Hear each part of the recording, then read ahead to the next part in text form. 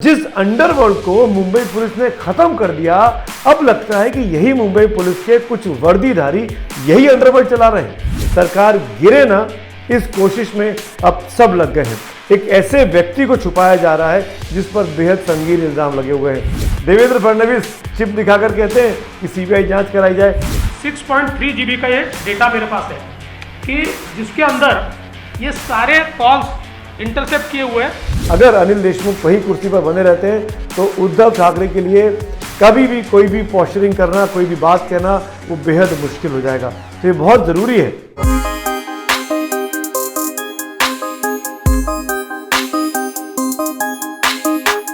नमस्कार दोस्तों, बहुत दिनों के बाद #विद सुमित अवस्थी में आप लोगों से मुलाकात हो पा रही है।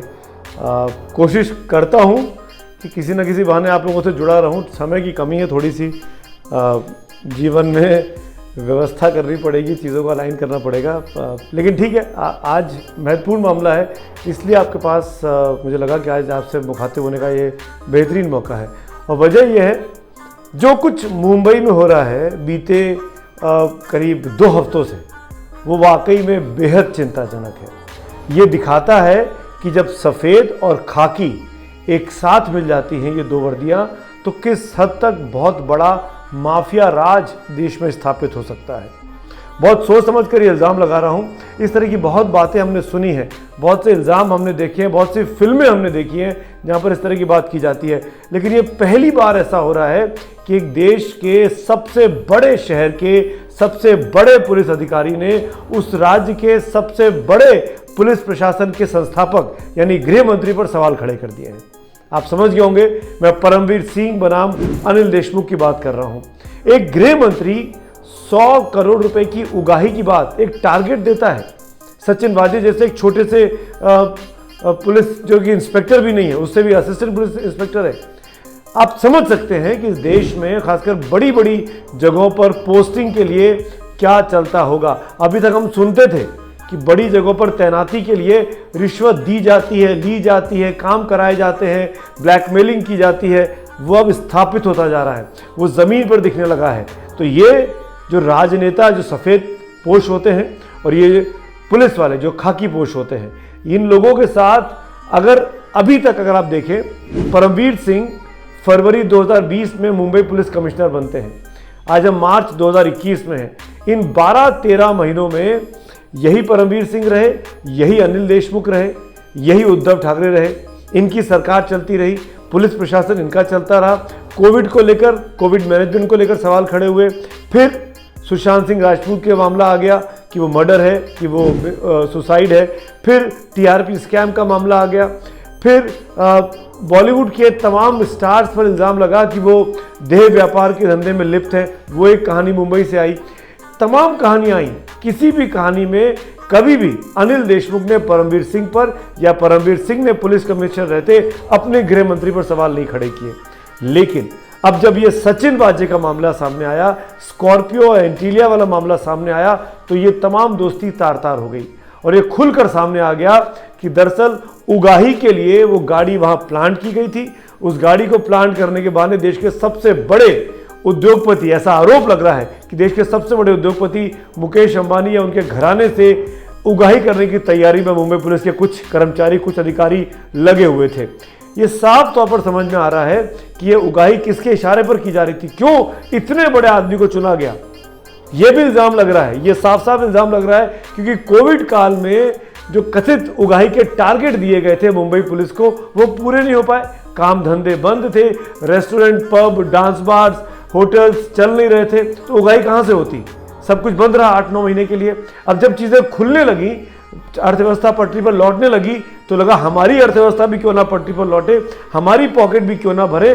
तो एक साथ जो साल भर में नहीं कमा पाए, वो एक बड़े आसामी से कमा लेते हैं और गाड़ी वहाँ प्लांट कर देते हैं। इस तरह के इल्ज़ाम मुंबई पुलिस के सचिन वाजे समेत अब तो परमवीर सिंह पर भी और उसके ऊपर जाते हुए गृह मंत्री तक पर लग रहे हैं। और इन सब के बीच में जो बड़ा खुलासा अब देवेंद्र फडणवीस ने कर दिया है कि जो आईपीएस अधिकारी रश्मि शुक्ला, जिनके पास जो कॉल इंटरसेप्ट कर रही थी, जो कि इंटेलिजेंस की मुखिया थी मुंबई पुलिस में, जिन्होंने तमाम कॉल इंटरसेप्ट करके लीगली इंटरसेप्ट कर ये अधिकार होता है इंटेलिजेंस के पास, चीफ के पास, कि वो अपने माथत जो लोग हैं, अपने साथ के जो लोग हैं, उनके फ़ोन को इंटरसेप्ट करे ताकि पता लगे कहीं कोई गलत कामों में तो नहीं लगा है, क्योंकि फ़ोन कॉल से बहुत कुछ ट्रेस हो जाता है। वो फ़ोन कॉल के डिटेल के साथ देवेंद्र फडणवीस आज प्रेस कॉन्फ्रेंस करते हैं और ये साफ कहते हैं कि अगस्त में ये रिपोर्ट आती है। आज हम मार्च के महीने में हैं, करीब 8 महीने का वक्त बीत चुका है और इन 8 महीनों में ना होम मिनिस्टर के नाते अनिल देशमुख ने कुछ किया, ना मुख्यमंत्री के नाते उद्धव ठाकरे ने कुछ किया। और तो और जब ये मामला रश्मि शुक्ला से उद्धव ठाकरे पहुंचा, उद्धव ठाकरे ने मामले को गृह मंत्री अनिल देशमुख को दे दिया, तो अनिल देशमुख ने क्या किया, रश्मि शुक्ला साहब को ट्रांसफ़र कर दिया, उनको मुंबई से हटा दिया गया, उनको वापस दिल्ली उनकी पोस्टिंग हो गई। एक बड़ी आईपीएस अधिकारी है, जो उनकी बातचीत में साफ समझ में आता है कि मुंबई पुलिस के कुछ कर्मचारी, कुछ बड़े अधिकारी, कुछ बड़े बड़े लोग होटलों में बड़ा बड़ी डीलिंग करते हैं, बड़े बड़े थैले बैग्स लेकर देखे जाते हैं, जिससे साफ होता है कि कैश का लेन देन चलता है। और ये कैश का लेन देन क्या है, यही तो उगाही है। तो जिस अंडरवर्ल्ड को मुंबई पुलिस ने खत्म कर दिया, अपनी वीरता का परिचय किया, आज से करीब 15-20 साल के पहले जाके बात करें, अब लगता है कि यही मुंबई पुलिस के कुछ वर्दीधारी, कुछ खाकीधारी यही अंडरवर्ल्ड चला रहे हैं, यही उगाही करते हैं, यही लोगों को धमकियां देते हैं, और जब कोई नहीं मानता है तो उसका हाल मनसुख हिरेन की तरह कर देते हैं। जिस तरीके से उनका मर्डर हुआ, जिस तरीके से उनको किनारे लगा दिया गया इस पूरे मामले में, क्योंकि स्कॉर्पियो उनकी थी, वो चीजें खोल सकते थे। सबसे कमजोर कड़ी इस पूरे मामले में, जब तक ये जांच मुंबई पुलिस के पास थी तब तक मनसुख हिरेन की कोई दिक्कत नहीं थी, लेकिन जैसे ये जांच जो है राष्ट्रीय एजेंसी एनआईए के पास आई, सचिन वाजे और कंपनी घबरा गई कि हमारी पोल ना खुल जाए। सबसे कमजोर क्योंकि मनसुख हिरेन है, मनसुख हिरेन पुलिस का अधिकारी नहीं रहा है, मनसुख हिरेन एक कारोबारी है, उसको किसी तरह का प्रोटेक्शन नहीं दिलाया जा सकता है, तो उसको रास्ते से हटा दो, उसको निपटा दो।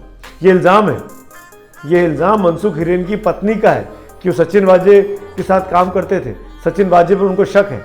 वो सचिन वाजे जिसकी बहाली के लिए उद्धव ठाकरे ने सब कुछ चेक कर दिया, जिस सचिन वाजे को 17-18 साल सस्पेंशन में रखा गया कि उसकी कस्टोडियल इंट्रोगेशन में एक व्यक्ति का मौत का मामला उस पर सामने आया था, जो 17-18 साल तक मुंबई पुलिस से सस्पेंड रहता है, जो प्राइवेट नौकरी करने लगता है, कंसल्टेंसी का काम करने लगता है, वो सचिन वाजे 17-18 साल के बाद दोबारा बहाल हो जाता है। क्यों? क्योंकि उद्धव ठाकरे मुख्यमंत्री बने और मुख्यमंत्री होने के नाते उनको एक ऐसे व्यक्ति की जरूरत थी जिसके जरिए वो काम करा सके। ये बीजेपी के तमाम नेता, राम कदम से लेके किरीट सोमैया से लेके देवेंद्र फडणवीस से लेके आशीष शेलार से लेके सब ये इल्ज़ाम लगा रहे हैं कि क्यों सचिन वाजे को उद्धव सरकार में बहाल किया गया। और सबसे खास बात, ये वो सचिन वाजे हैं, जब इनका सस्पेंशन हुआ तो उन्होंने शिवसेना पार्टी औपचारिक तौर पर ज्वाइन कर ली थी। ये शिवसेना के कार्यकर्ता बनकर रहे, शिवसेना के साथ काम करते रहे, ये बाला साहब के साथ, फिर राज ठाकरे के साथ, फिर उद्धव ठाकरे के साथ, फिर आदित्य ठाकरे के साथ इनकी बेहद नज़दीकियां हैं। इस तरह के इल्ज़ाम अब सामने आ रहे हैं और अब सचिन वाजे को लेकर जो कुछ उसकी अरेस्ट हुई और फिर उसकी अरेस्ट के बाद ये कहा जा रहा है कि अंडरस्टैंडिंग ये थी उद्धव ठाकरे और एनसीपी के प्रमुख शरद पवार के बीच में कि आप सचिन वाजे की वजह से बहुत बदनामी हो रही है, आप परमवीर सिंह पर एक्शन लीजिए, हम अनिल देशमुख पर एक्शन ले लेंगे। तो परमवीर सिंह को तो ट्रांसफर कर दिया, परमवीर सिंह को मुख्यमंत्री ने अपने अधिकार का इस्तेमाल करते हुए मुंबई पुलिस कमिश्नर से डीजी होमगार्ड बना दिया, लेकिन जिस गृह मंत्री अनिल देशमुख पर कार्रवाई करनी चाहिए थी एनसीपी के प्रमुख शरद पवार को, उन पर कार्रवाई नहीं हुई। और जब 24 घंटे तक कार्रवाई नहीं हुई तो एक चिट्ठी सामने आ गई परमवीर सिंह की, जिसमें साफ तौर पर लिखा हुआ है कि सचिन वाजे अनिल देशमुख, माननीय गृह मंत्री अनिल देशमुख के साथ मिलकर काम कर रहा था और 100 करोड़ की उगाही का टारगेट उसको दिया गया था। तो आप समझ सकते हैं कि एक गृह मंत्री असिस्टेंट पुलिस इंस्पेक्टर से सीधे बात कर रहा है उगाही को लेकर। ये इल्ज़ाम बीजेपी ने लगाया है और देवेंद्र फडणवीस के पास वो कॉल रिकॉर्ड्स हैं। उन्होंने कहा कि इसके पास, मेरे पास एक 6.4 GB डेटा का कॉल रिकॉर्ड्स हैं जो जाके मैं दिल्ली के गृह सचिव को दूंगा और सीबीआई जांच की मांग करूंगा। ये मेरे पास डेटा है करीबन 6.3 GB का, 6.3 GB का ये डेटा मेरे पास है कि जिसके अंदर ये सारे कॉल्स इंटरसेप्ट किए हुए हैं और ये एक पूरा रिपोर्ट इसका जो है, मतलब ये कवरिंग लेटर है और कवरिंग लेटर के साथ ये पूरे ट्रांसक्रिप्ट्स। और इसलिए मैंने आज शाम को दिल्ली में होम सेक्रेटरी की अपॉइंटमेंट मांगी है।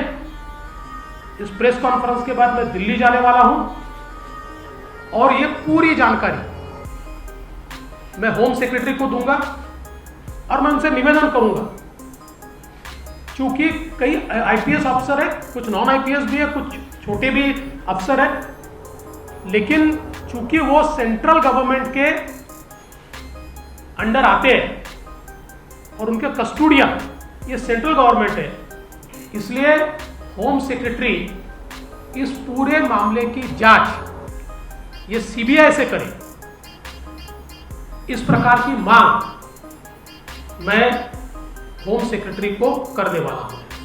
परमवीर सिंह भी सुप्रीम कोर्ट आ गए, वो भी सीबीआई जांच की बात कर रहे हैं। उधर मुंबई की पुलिस की जो एटीएस की ब्रांच है वो जांच कर रही है इस मनसुख हिरेन की मौत के मामले में। उन्होंने 2 लोगों को अरेस्ट कर लिया है। तो मुंबई पुलिस की जांच अलग चल रही है, केंद्रीय एजेंसी एनआईए की जांच चल रही है। मुंबई में शिवसेना की सरकार, दिल्ली में मोदी की सरकार, दोनों के बीच 36 का आंकड़ा, क्योंकि बीजेपी की जगह पर उद्धव ठाकरे सीएम बन गए, देवेंद्र फडणवीस को बनने नहीं दिया गया, शिवसेना ने एनसीपी के साथ, कांग्रेस के साथ टाई अप कर लिया। तो वो जो खटास आई है इस 25 साल पुरानी दोस्ती में, उस खटास में अब दोनों इलाकों की केंद्रीय, आप कह सकते हैं, जांच एजेंसियां इन्वॉल्व हो गई हैं, महाराष्ट्र की भी और केंद्र की भी। इसीलिए परमवीर सिंह जो कल तक टीआरपी स्कैम को लेकर सुर्खियों में रहे, सुशांत सिंह राजपूत को लेकर सुर्खियों में रहे, वो जो बीजेपी के निशाने पर रहे, वो परमवीर सिंह आज बीजेपी के साथ खड़े होते से दिखाई दे रहे हैं। क्योंकि परमवीर सिंह सुप्रीम कोर्ट आके कहते हैं कि सीबीआई जांच कराई जाए, देवेंद्र फडणवीस चिप दिखाकर कहते हैं कि सीबीआई जांच कराई जाए। तो आप समझ सकते हैं अगर केंद्रीय एजेंसी सीबीआई, एनआईए, ईडी जांच करेगी तो परमवीर सिंह को ये उम्मीद है, ऐसा उनको लगता होगा कि उनको पनिश नहीं किया जाएगा, वो बच सकते हैं इस पूरे मामले में। अगर एटीएस जांच करती है, मुंबई पुलिस की जांच एजेंसी बनाकर जांच कराई जाती है महाराष्ट्र में, तो परमवीर सिंह को लगता है कि क्योंकि वो शिवसेना और एनसीपी के निशाने पर आ गए तो उनके खिलाफ वो जांच निष्पक्ष नहीं रहेगी। इसीलिए अब केंद्रीय एजेंसियां लड़ेंगी। देखिएगा आने वाले वक्त में, आज हम शिवसेना और बीजेपी की लड़ाई की बात कर रहे हैं, एनसीपी और बीजेपी की लड़ाई की बात कर रहे हैं। अब आप देखिएगा अब से 48 घंटे में, 72 घंटे में दोनों एजेंसियां, दोनों राज्यों की, केंद्र की और राज्य की एजेंसियां आपस में लड़ रही होंगी, एक दूसरे पर कीचड़ उछाल रही होंगी, एक दूसरे के खिलाफ पिटीशन दी जा रही होंगी और ये साबित करने की कोशिश की जाएगी कि मुंबई में चल रही जो उद्धव ठाकरे की सरकार है वो उगाही में लगी हुई है। आपको बता दें, जिस रश्मि शुक्ला का जिक्र आज किया देवेंद्र फडणवीस ने, वो रश्मि शुक्ला कई गृह मंत्रियों के साथ काम कर चुकी हैं। वो आर पाटिल के साथ भी थी, वो देवेंद्र फडणवीस के साथ भी थी और वो भी उद्धव ठाकरे की सरकार में भी थी। उनकी रिपोर्ट के मुताबिक जो ये उगाही का खेल है ये कई सालों से मुंबई में चलता आ रहा है और उसके उन्होंने बाकायदा फोन रिकॉर्ड टेप करके उसके एविडेंस इकट्ठे किए हैं। उसके बावजूद भी अगर कोई कार्रवाई मुख्यमंत्री नहीं कर रहा है, उसके बावजूद भी अगर शरद पवार अनिल देशमुख को नहीं हटा रहे हैं, उसके बावजूद भी अगर उद्धव ठाकरे अनिल देशमुख पर कार्रवाई नहीं कर रहे हैं, तो आप समझ सकते हैं कि सरकार चलाना कितनी बड़ी मजबूरी है। कि सरकार की सेहत बनी रहे, सरकार गिरे ना, इस कोशिश में अब सब लग गए हैं। एक ऐसे व्यक्ति को छुपाया जा रहा है, एक ऐसे व्यक्ति को बचाने की कोशिश की जा रही है जिस पर बेहद संगीन इल्जाम लगे हुए हैं। और शरद पवार और उद्धव ठाकरे की सरकार के लिए ये बहुत ज़रूरी होता जा रहा है कि वह अनिल देशमुख पर कोई कार्रवाई करते हुए ज़रूर दिखाई दे, क्योंकि जिस व्यक्ति पर एलिगेशन है वो अगर अपनी कुर्सी पर बैठा रहेगा तो जांच, क्या कोई भी जांच हो, चाहे केंद्र की एजेंसी कराए चाहे राज्य की एजेंसी कराए, क्या वो निष्पक्ष हो सकती है? बिल्कुल नहीं हो सकती है। लाल बहादुर शास्त्री के वक्त में ट्रेन एक्सीडेंट हुआ था, वो रेल मंत्री थे, उन्होंने एक्सीडेंट होने के लिए अपने पर जिम्मेदारी मान ली थी और इस्तीफा दे दिया था। एक वो हिंदुस्तान था और एक ये हिंदुस्तान है जब अनिल देशमुख का नाम लेकर एलिगेशन लग रहे हैं तो उनके बचाव में खुद शरद पवार खड़े हुए हैं, खुद मुख्यमंत्री उन पे का एक्शन नहीं ले रहे हैं, उनके खिलाफ एक लाइन शिवसेना नहीं बोल रही है, ना संजय राउत बोल रहे हैं ना उद्धव ठाकरे बोल रहे हैं, उनके खिलाफ कांग्रेस पार्टी पब्लिक में कुछ नहीं कह रही है। आप समझ सकते हैं कि क्या कुछ चल रहा है। ये पूरा का पूरा घटनाक्रम जो है ये महाअघाड़ी सरकार के लिए बेहद बेहद, आप मुझे नहीं पता सरकार गिरेगी नहीं गिरेगी, उस तरफ में नहीं जाना चाहता हूँ, लेकिन उसकी छवि पर बहुत ही गंदा धब्बा ज़रूर लगा रही है। और अगर अनिल देशमुख वही कुर्सी पर बने रहते हैं तो उद्धव ठाकरे के लिए कभी भी कोई भी पोस्चरिंग करना, कोई भी बात कहना, कोई परसेप्शन बनाना कि उनकी सरकार सबसे अच्छा काम कर रही है, वो बेहद मुश्किल हो जाएगा। तो ये बहुत ज़रूरी है कि अनिल देशमुख को जब तक जांच चल रही है, जब तक, कौन कह रहा है जेल भेजिए, जब तक जांच चल रही है तब तक कम से कम गृह मंत्री के पोस्ट से उनको हटा देना चाहिए ताकि चीज़ें सही दिशा में आगे बढ़ सके। और उसके बाद बीजेपी से आप लड़िए, देवेंद्र फडणवीस के इल्जामों से आप लड़िए। शरद पवार, उद्धव ठाकरे, कांग्रेस के नेता कोई छोटे वो लोग नहीं हैं, ये सब मिलकर बीजेपी से लड़ सकते हो। आप सरकार चला रहे हैं बीते 15-16 महीने से, आगे भी चल सकती है, लेकिन अगर आप नहीं कार्रवाई करेंगे अनिल देशमुख पर तो सरकार के एग्जिस्टेंस पर सवाल खड़ा हो रहा है। और आज की तारीख में ये बहुत ज़रूरी हो गया है कि अगर आप राजनीति में हैं, सार्वजनिक जीवन में हैं, अगर आप सफ़ेद कपड़े पहनते हैं तो वाकई में आपके सफ़ेद कपड़ों पर दाग बिल्कुल भी नहीं होना चाहिए, क्योंकि छोटा सा छींटा भी कीचड़ का सफ़ेद कपड़े पर बहुत आसानी से दिखाई देता है और पूरे के पूरे आपके कैरेक्टर पर, आपके दामन पर सवाल खड़े कर देता है। धन्यवाद।